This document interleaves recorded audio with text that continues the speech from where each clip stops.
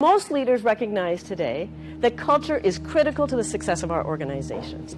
But where they're struggling is with how to demystify culture. How do we measure it? How do we get our hands around it? 72% of respondents have experienced stress in the workplace. Anyone else in this room ever had a sense of being overwhelmed?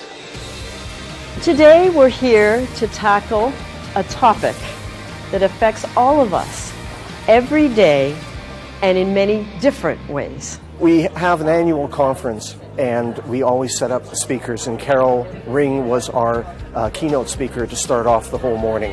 And she had a great presentation on the ins and outs of politics, taking us through the political action that companies have, cultural attestations that we've seen in the past from other companies and how they've reacted to political events, and the crowd absolutely loved it.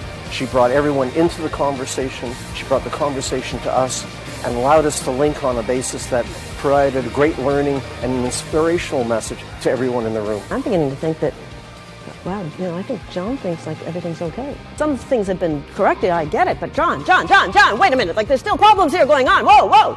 Well, it's very engaging, it's very interesting, it's a different perspective. Were their employees inspired by what was being done?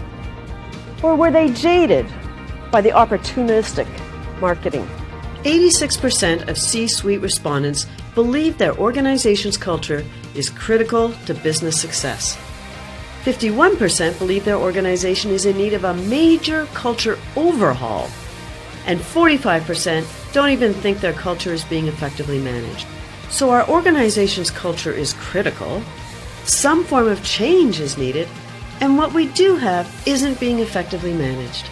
There was one number that really spoke to me, and that was the employee engagement score. Because you see, for me, employee engagement is just a symptom. What it tells me is that our employees have run out of gas. And I believe that it's corporate culture that fuels our organizations. So I knew if I was going to make a sustainable change here, I was going to have to address the culture first.